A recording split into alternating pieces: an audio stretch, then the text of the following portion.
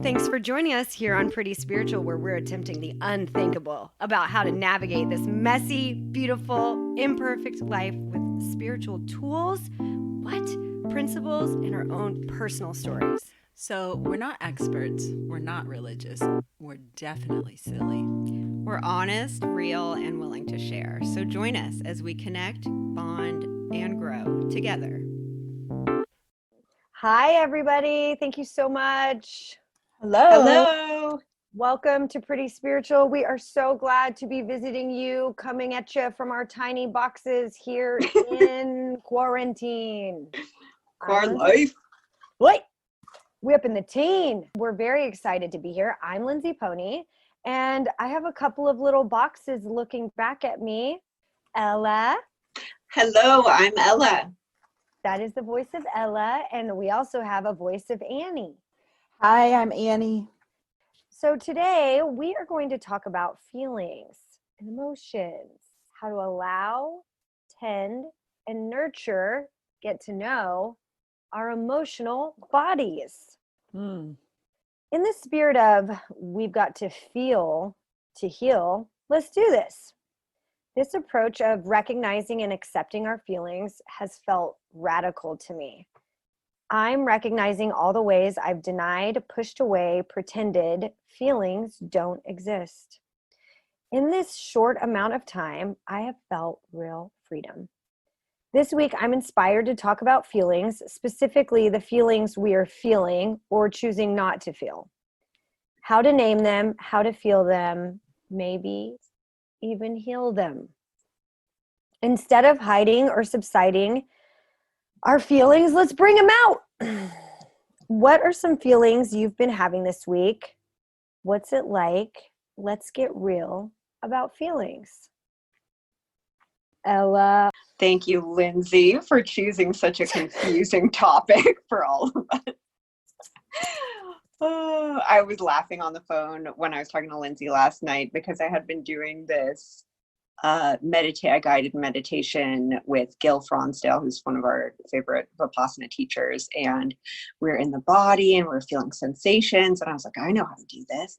And then he's talking about, well, what are the emotions and feelings connected with those sensations? And I had this moment where I was like, I literally have no idea what feelings are. And I was like, how did I ever think I knew what they were? Like maybe I've never known. And it is great because I've had this week.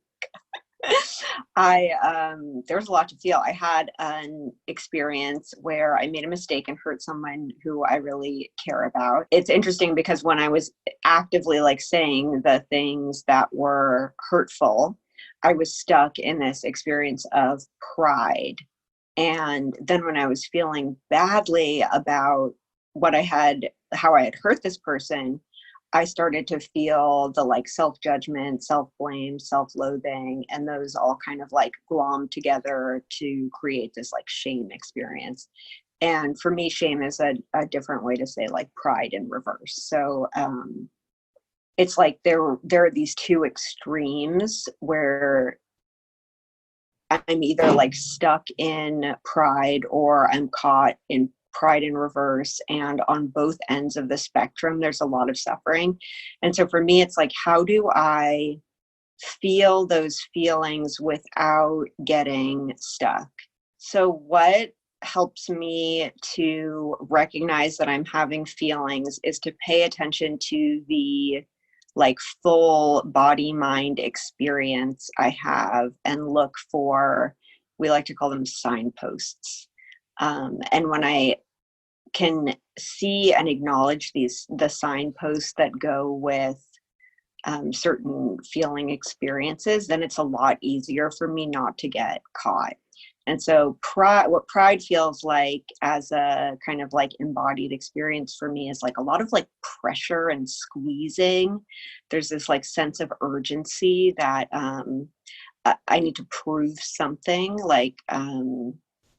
I talk fast and forcefully, and I'm prone to interrupting or stopping people when they try to talk. And Oh, it's so cringy to even talk about what that looks like for me, because I'm like, I like to think of myself as someone who doesn't do things like that, you know? So Mm. like there's some more suffering for the pride. And then on the other end of the spectrum, when I'm caught in shame, what that feels like is this really like murky space where I'm not sure about anything. I'm often like physiologically like spaced out. Like I'm like my body is twisted into some weird shape and I'm doing some kind of like compulsive behavior, like picking at my head. But my brain is like working over stuff about how I'm like a monster and how, you know, like I have no business being in close relationships with people because I'm toxic and I only ever cause harm. Like, so there's this like physiological experience of being like not here, but also trying to like check out, disappear. And then there's this like brain activation experience where all I can see is my own like swampy toxicity. And I'm also not sure about what belongs to me, what belongs to other people. So it's just like this very confusing landscape. But now that I have a sense from, you know, living both of those experiences many times, it's easier to orient myself inside shame or inside pride. The other thing that is helpful for me to just say out loud is that we have feelings, right? And a lot of the time we like to say, oh, I'm feeling this way because, but what we point to when we point to anything as like the cause of a feeling, in my experience is a very limited scope. With these feelings, I had something to point back to say like, oh, this is the cause. I can attribute my bad feelings to this thing that I can see and understand.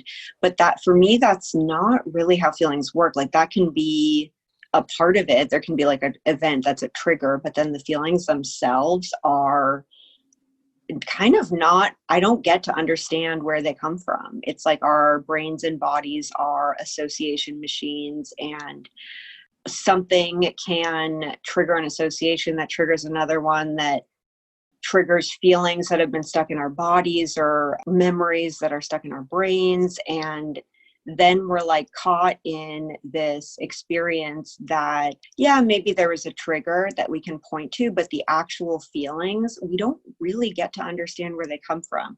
And so for me, that's a helpful thing, because when I get caught by feelings, it helps me to look around and see what else is getting brought up by the experience, because usually that experience alone isn't causing the shame. It's all these other associations and past experiences that get me so caught. So when we get to the tools section, hopefully I'll talk about something useful having to do with that. Thanks, Ella. Thanks so much. Annie, would you like to share with us about feelings? Oh my gosh, I would just be so excited. Thank you, Ella. Thanks, Pony, for this topic. I like in your intro. I loved your intro. I loved all the rhyming. And I also like how you narrowed it down to this week, like our feelings this week, because my feelings change all the time. And so this week I felt a lot of joy. I often feel gratitude. And those are easy feelings for me to have. I enjoy them. And so I roll with them. But then I want to share about a negative feeling that I had this morning, because negative feelings are harder for me. I'm like, ooh, I don't feel good. I always have to feel good. So I was walking my dog Ruby this morning, and I live in the Oakland Hills, which is a beautiful place. But it's a very densely populated on these pretty steep hills. And I realized just this morning, I've lived there for 6 years. I've been walking dogs in this neighborhood for 6 years. And just this morning, I realized how I'm often filled with negative feelings by the nature around me. And it's because I have this fear that it's all going to catch on fire. This is a fun story. So there are tons of eucalyptus trees in the Oakland Hills. They're an invasive species. They're not native to this area, Northern California, and they're highly flammable. They're filled with eucalyptus oil. It sparks right up. They have really dry bark, and they grow super tall. They're like 100 feet tall, and they have a really shallow root system. So it's kind of this bad recipe for being on these very steep hills where there's often like lots of fall, and it erodes the trees. Anyways, so every time I look at these trees, there's thousands and upon thousands of them in my neighborhood. This is what I think, right? Danger, fire, destruction, flooding. Both the neighbors on either side of my house have had 100-foot eucalyptus trees drop from above the hill and crash into their house. So it's like, those are the images that I think of when I look at these trees, which is pretty sucky because I'm outside a lot. I walk my dog a couple times every day, and I have this feeling, and I don't even acknowledge it as a thought. It's just this kind of fact that comes into me, and it's this feeling of fear and danger and safety and like anger. I'm actually angry at the trees, I realized. So they're really beautiful. So this morning I realized how this feeling of fear has blocked any real enjoyment I have from looking at eucalyptus, but also it just clouds my whole experience anytime I step outside my house. So in fact, anytime I just look at one of these trees, I have this whole story play through. So in my tools, I'm going to share what helped me recognize that I had this feeling, and then it's translated into this fear story that I've been carrying around since I lived here. And the tool that's kind of helping me, that I'm just a baby beginner at, because obviously I just started trying it this morning, but it helped a little this morning. So more to come. Thank you both so much. Yeah, I really have been forced into recognizing my feelings. Isn't that great? In all the work that I'm doing in trying to recognize my dysfunctional patterns, I became more aware of the stuffing of feelings and how that's been a strategy of mine. I've really gotten into how much I don't notice my feelings and how much I stuff them, and then what it's been like to have an experience with them. Just the whole other life that has sprung up. And you both were really talking a little bit about that, in what it's like to notice and become aware of and then be with these feelings. It seems like such a bigger universe to me than the narrative of the story that I was more interested in than the actual feelings that were here. It's been such a cool spiritual path and journey to get on and explore. And so thank you both for being willing to talk about feelings that are here, and just how many feelings that I have within a day. Like, it's been really fun for this to be the topic this week, because what I started writing on Monday, let alone to what's come up just yesterday and then today, this morning, I was going to talk about two quick feelings, because one that really shocked me, which is a good feeling, right? Because the good feelings are shocking to me, that I would be proud of myself. It's been so sweet. Because I've been feeling, because I've been working really hard on some behavioral patterns and doing a lot of writing and doing a lot of work. And I'm doing it, even though I have all these other things to do. Really been noticing, feeling really proud of myself, and giving myself that kind of loving encouragement has felt really good. And I think also coupled with that, what's really interesting is I'm scared to feel proud of myself.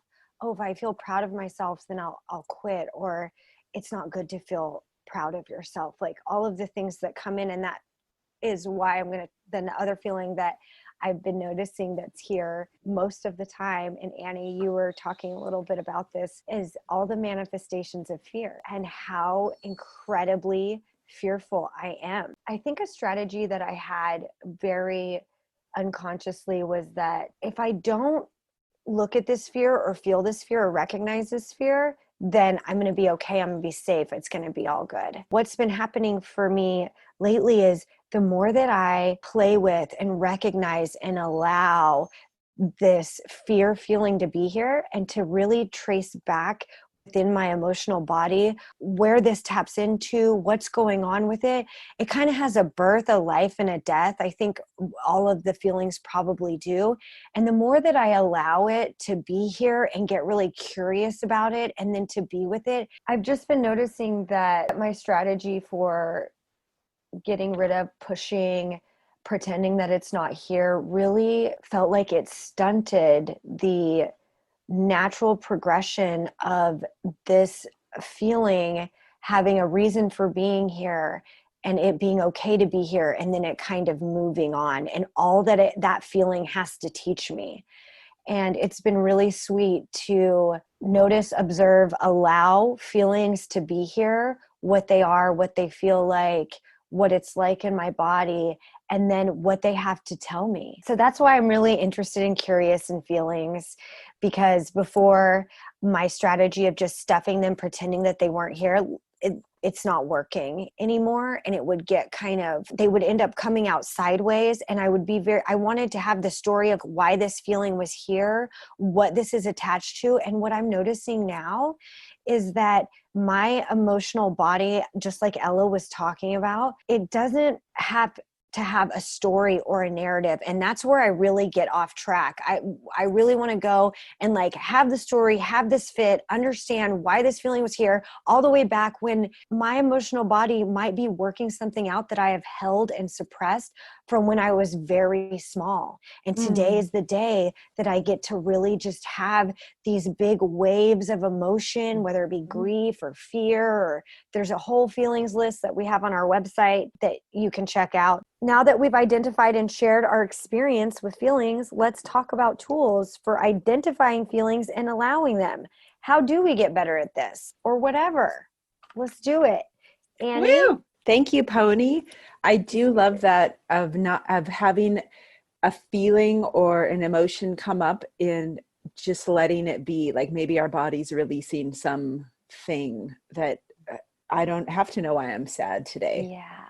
Like maybe that's just what needs to come through my nervous system and work its way out.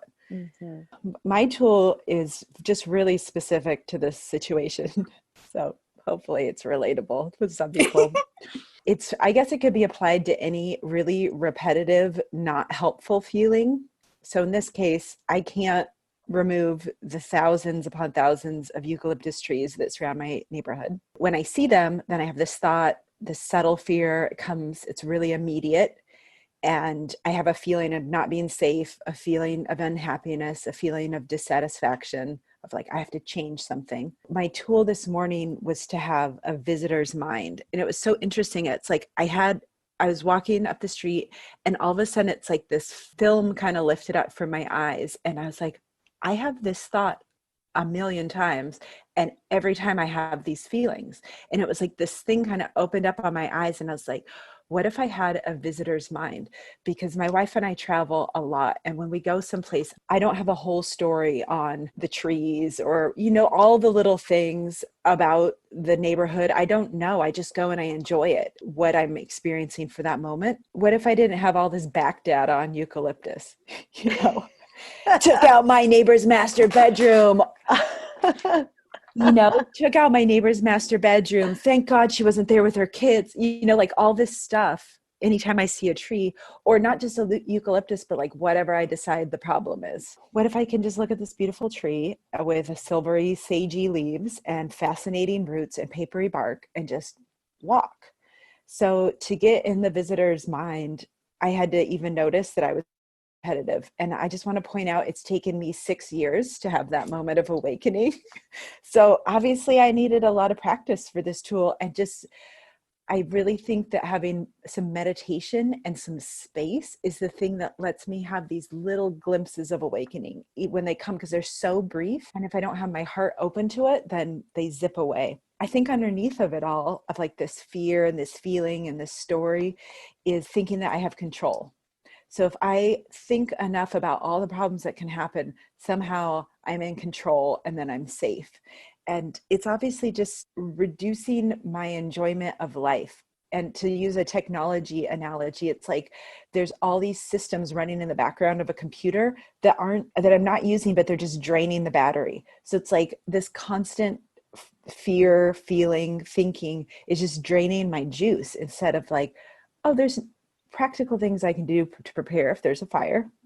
And that's all I can do, So maybe I can just practice enjoying their beauty and then noticing that repetitive thought. And then this, just really briefly, I want to share that we all talk about this a lot, and I learned this from these girls, but rain meditation is really good for also just acknowledging that, like, I do have a feeling and it is fear. And I don't have to, like Pony said, just shove that down. Like, it's a real thing that's happening, but I can tend to it in a way that acknowledges it and nourishes it, and then kind of safely contains it, instead of it just being this rampant part that constantly runs through my brain. So that's my tool. So Yay. great. Thank you Rain so is much. everything for all the feels. Helps so much. Yes. Annie, thank you so much. Rain, yes. I'm glad somebody mentioned that. So I was just thinking, listening to you guys talk about how Tara Brock, who's one of the teachers we really like, does this thing where she draws like a circle to represent awareness, and then a line, which is like the things that are below the line or below the level of consciousness.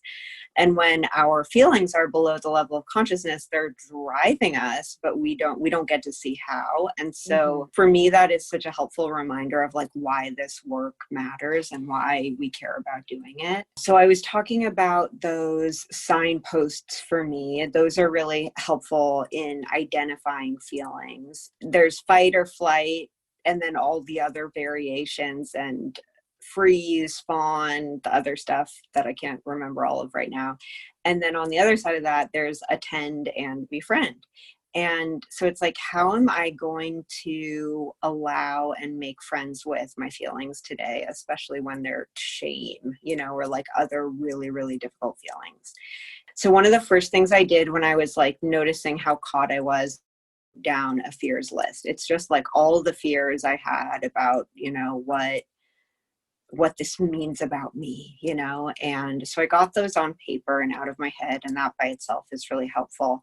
And then I started to see these associations. So I noticed how what the experience I was having reminded me of these other experiences where I've acted in a similar way and hurt people. And so not only was I experiencing the feelings with this last encounter, but then my brain was also going to these places by association of other times I had caused harm. And this was like more evidence for the shame spiral. But when I saw that, it was like, oh, okay, this isn't just about this, like there's this whole other pattern. I was noticing that there was pride and pride in reverse, like I was talking about, and seeing how these are opposites, but they're like different ends of the spectrum, but they're both opposed to humility. And I really love this definition of humility. It says a clear recognition of what and who we really are, followed by a sincere attempt to become what we could be. And if I am having this intense experience, one way to think about feelings that's really helpful to me is that they're real, but they're not true. So like they're really happening. It really feels like this. But the ideas I have about myself that like I have to be right, or that I'm the most horrible, toxic person in the whole world, like, yeah, those feelings are really happening, but that isn't the truth. And that really helps me to kind of put stuff in perspective, which I think is another way to think about humility. And so the tool of humility is like the sincere attempt to become what I could be is I don't have to swing from extreme to extreme. I don't have to swing from pride to shame. I can actually get closer to the middle path.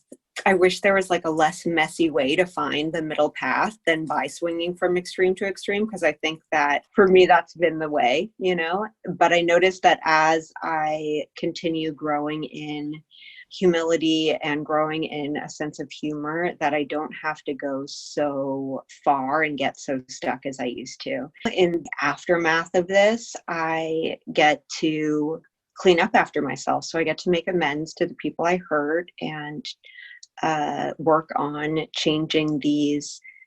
noticing and changing these behaviors that cause harm. And I also get to let myself acknowledge that I'm a human, that it's okay to be a human. There's this one koan in Zen that I loved so much, I made it into a part of an altar once.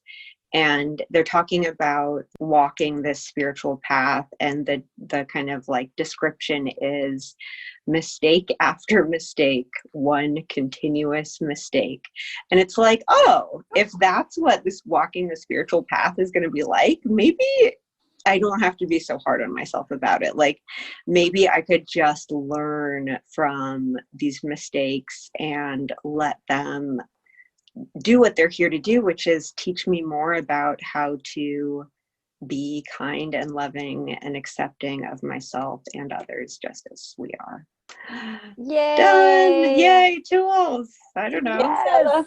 I love it. For my tools, I really had to start by understanding myself. And so, if you're anything like me and your strategy was just to not feel, one of the things I tell myself when and if I recognize that a feeling is coming, I say, I am allowed to have feelings. I am allowed to have feelings. Because my habitual already, I see a feeling coming and I'm like, nope, that's not there, whatever it is.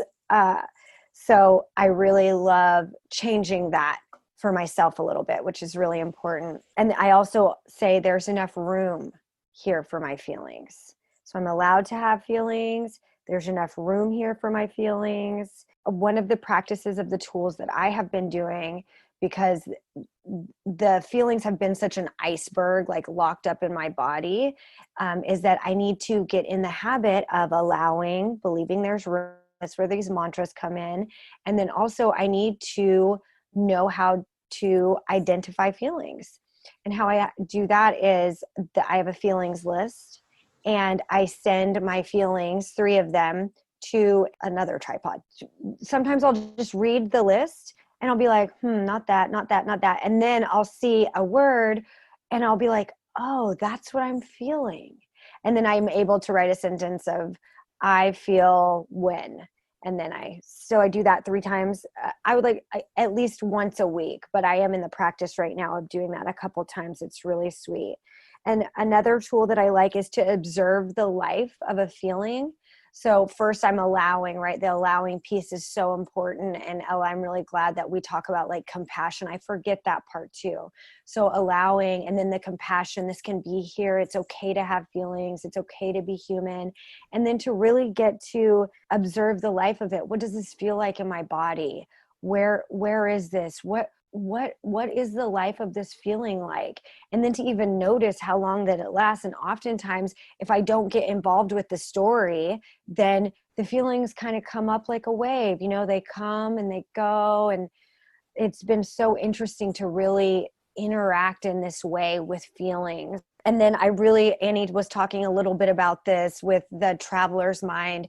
And it's so important for me to remember that we can name the feelings objectively rather than subjectively. So what that means is instead of my story of what's going on with this feeling, I can be more objective about it. And so that can be, instead of I am angry, that's subjectively, I can say anger is here.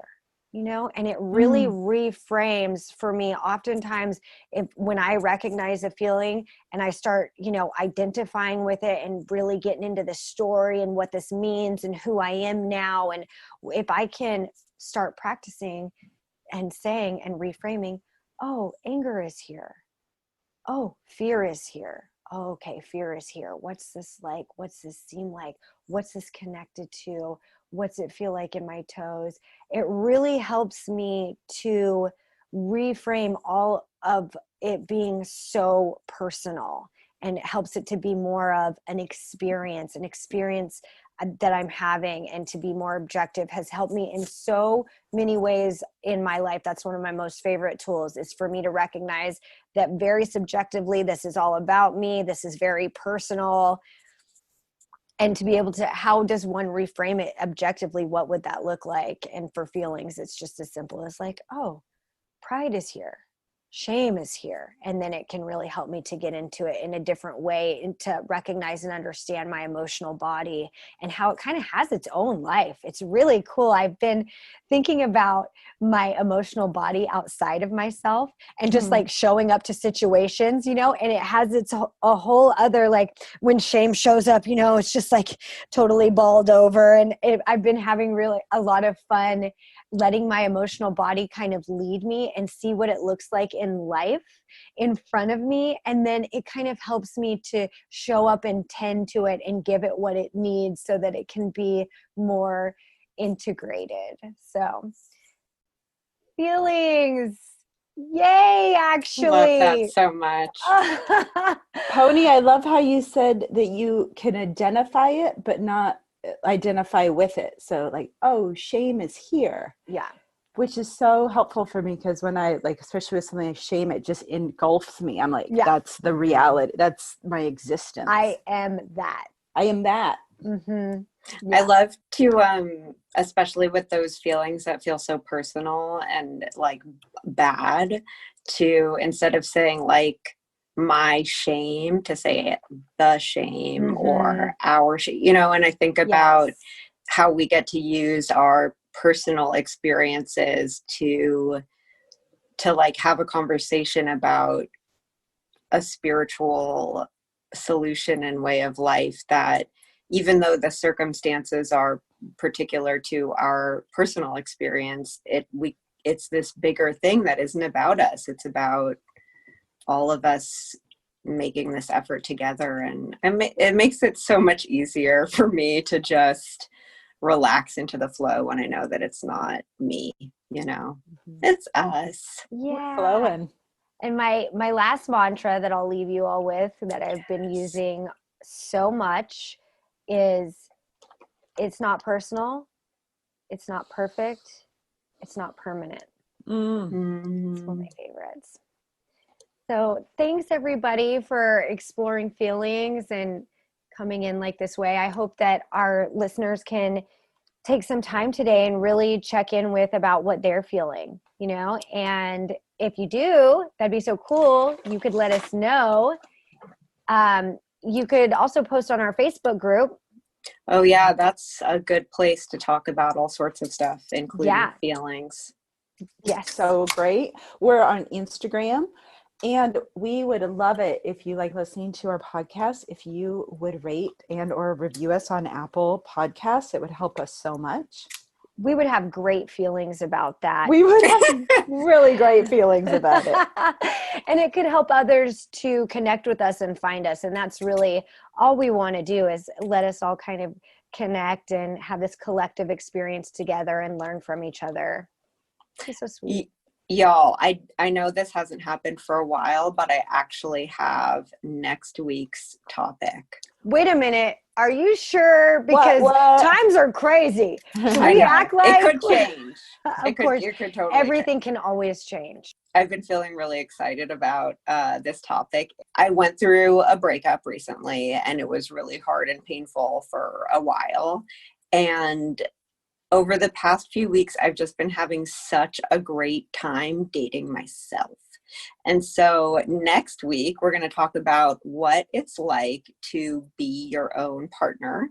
Even if you're in a relationship, how can you date yourself and love the person you're dating yourself, even if you're also dating someone else? Exciting. I am so into this. Throuple. Yes. Throuple. Thank you all so much for listening. We love ya. We love you. Bye.